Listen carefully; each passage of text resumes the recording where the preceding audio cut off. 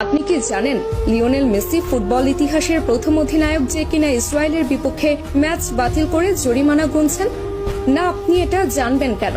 আপনার তো এটা জানার ইচ্ছে নেই, বরং আপনার কাজ মেসির সমালোচনা করা। একটা ছবি পেয়েছেন, অমনি মেসির সমালোচনা শুরু করেছেন। কারণে অকারণে মেসির পেছনে আপনি অকারণে পুরো ক্যারিয়ার জুড়ে লেগেছিলেন।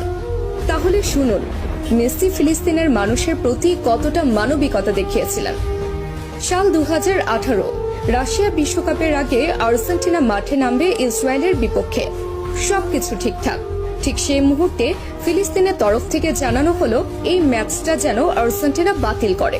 কিন্তু আর্জেন্টিনা ফুটবল অ্যাসোসিয়েশনের তরফ থেকে সেটা সম্ভব ছিল না, কেননা এই ম্যাচটা বাতিল করলে মোটা অঙ্কের জরিমানা গুনতে হতো এএফএ কে। আর অর্থনৈতিক দৈন্য দশায় ভোগা আর্জেন্টিনা ফুটবল অ্যাসোসিয়েশনের তরফ থেকে সেটা সম্ভব ছিল না।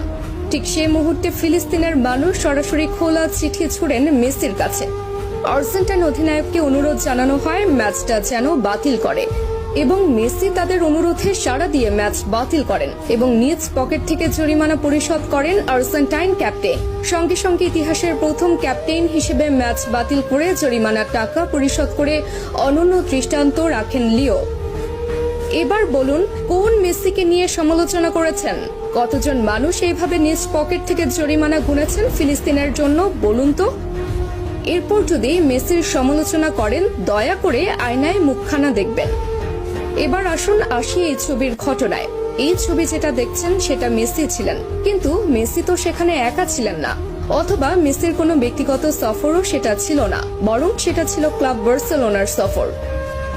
যে সফরে শুধু মেসি একা নন, বরং পুরো বার্সেলোনা টিমই ছিল। এমনকি সে সফরে ব্রাজিল তারকা নেইমারও ছিল সঙ্গী। তাহলে সে সমালোচনা কেন মেসির গায়ে একা আসবে?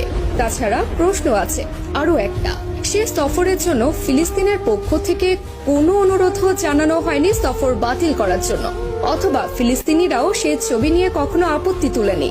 কিন্তু যখন তারা মেসিকে অনুরোধ জানিয়েছে, সঙ্গে সঙ্গে মেসি সে অনুরোধে সাড়া দিয়েছে।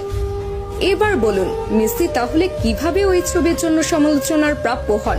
বরং মেসি ফিলিস্তিনের জন্য যা করেছে আজ পর্যন্ত ফুটবল ইতিহাসের আর কোনো অধিনায়ক করে দেখাতে পারেননি।